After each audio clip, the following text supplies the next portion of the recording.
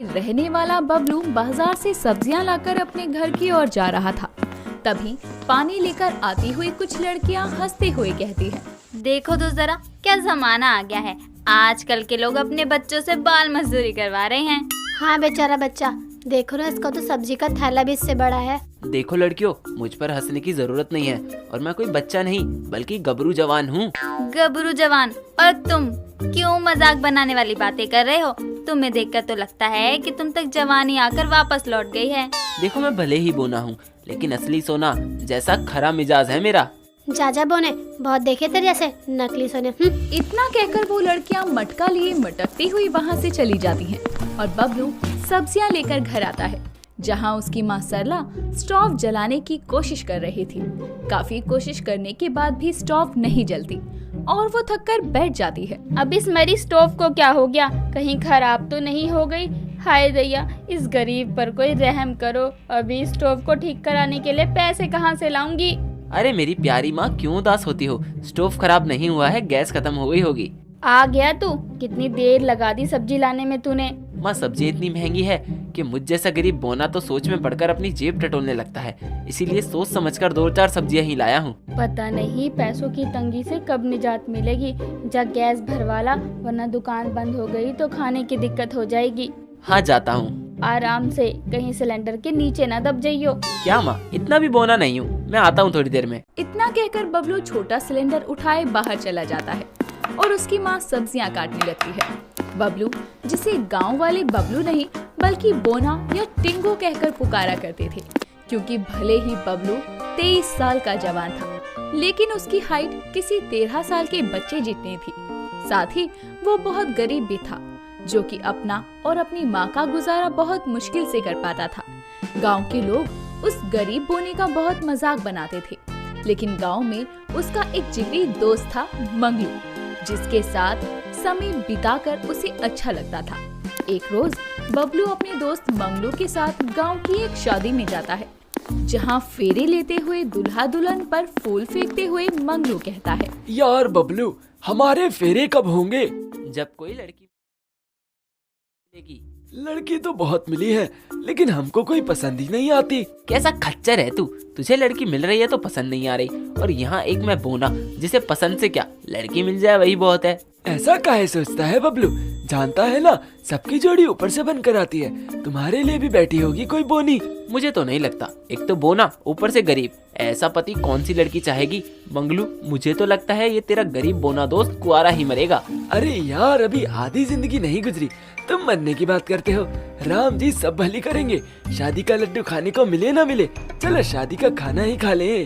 तभी दोनों खाना खाने के लिए चले जाते हैं। समय बीतता है। बबलू की बढ़ती उम्र के साथ उसकी माँ सरला को उसकी शादी की जल्दी होने लगी थी, क्योंकि बुढ़ापे के कारण अब वो भी घर को नहीं संभाल पाती थी। तो बबलू जिस सेठ के यहाँ काम किया करता था, उस सेठ के गांव से शहर चले जाने के कारण उसका काम भी छूट जाता है, जिसके कारण उसके घर में पैसों की तंगी होने लगी थी। एक रोज खाना खाते हुए बबलू अपनी माँ से कहता है, माँ, ये सब्जी तो कच्ची कच्ची लग रही है, ढंग से पकाई नहीं है क्या? हाँ, नहीं पकाई, क्योंकि सब्जी में मसाले डाले तभी गैस खत्म हो गई। अभी ये आधी कच्ची पकी सब्जी ही बनी है, ऊपर से पैसे भी नहीं है जो गैस भरवा लेती। माँ, मैं समझता हूँ, लेकिन मुझ बोने को बच्चा समझकर लोग काम देने से ही मना कर देते हैं। मैंने मंगलू से भी बात की है तो वो भी अपनी तरफ से कोशिश कर रहा है। अच्छा माँ, वो विमला काकी ने कोई रिश्ता बताया कि नहीं? अरे वो कहाँ से रिश्ता लाएगी? कहती है एक तो तुम्हारा बेटा बोना, ऊपर से अब कोई काम भी नहीं कर रहा, तो बीवी का खर्चा कहाँ से उठाएगा? मैं तो खुद घर में बहू आने की राह देख रही हूँ, लेकिन पता नहीं मेरे नसीब में बहू का सुख लिखा भी है या नहीं।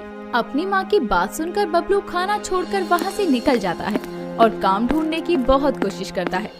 कुछ दिनों बाद मंगलू की मदद के कारण उसे एक गैरेज में नौकरी मिल जाती है, जहां वो गाड़ियां ठीक करने का काम भी सीखने लगता है। गाड़ियों की धुलाई भी करता है।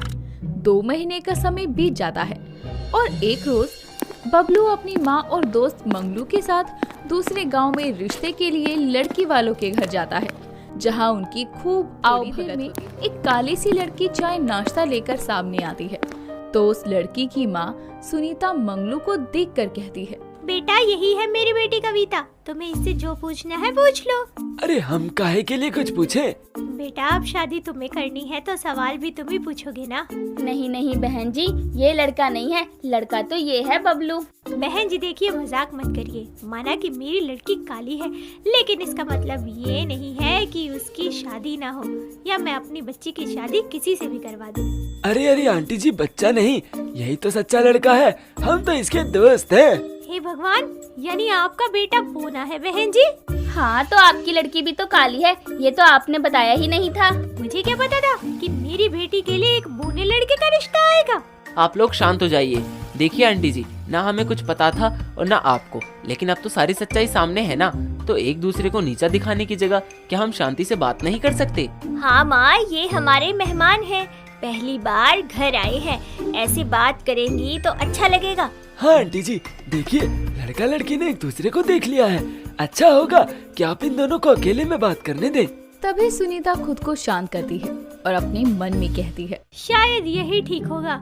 वैसे भी कविता के काले रंग के चलते रिश्ते घर आकर लौट जाते हैं। ऐसे ही चलता रहा तो मेरी बिटिया का तो घर ही नहीं बसेगा। जिसके बाद सुनीता सरला से ठीक से बात करने लगती है, तो वहीं कविता और बबलू भी आपस में बात करने के लिए आंगन में आ जाते हैं, जहां कविता और बबलू एक दूसरे से जान पहचान करते हैं। दोनों को बातें करने पर पता चलता है कि दोनों ही समाज के बुरे बर्ताव का शिकार रहे हैं, जिसके कारण एक दूसरे को उनकी कमी के साथ अपनाते हुए वो एक दूसरे से शादी के लिए हाँ कर देते हैं। और उनकी हाँ सुनकर उनके परिवार वाले भी मान जाते हैं और कुछ समय के भीतर ही बोने की शादी काली कविता से हो जाती है और वो अपनी शादीशुदा जिंदगी की शुरुआत करते हैं। एक रोज गांव की 2 लड़कियां बबलू के घर से गुजर रही थी। तभी कपड़े सुखाती कविता को देखकर वो ताना कसते हुए कहती है, ये देख, यही काली बनी है बबलू बोने की लुगाई। अरे अरे अरे, कितनी काली है। ये तो वही बात हो गई, बोने के हाथ काला सोना लग गया। और तुम लोग तो अब अपनी सोचो। देखो सासू माँ, क्या जमाना आ गया है, मेरे जैसी काली का घर बस गया और ये गोरियां कुंवारी घूम रही है। हाँ काली ही सही, लेकिन मेरा बेटा मेरे लिए सोने सी बहू लाया है। उनकी बातें सुनकर दोनों लड़कियां मुंह बनाते हुए वहां से चली जाती हैं। समय बीतता है, बबलू भी गैरेज पर काम करते हुए गाड़ियां ठीक करना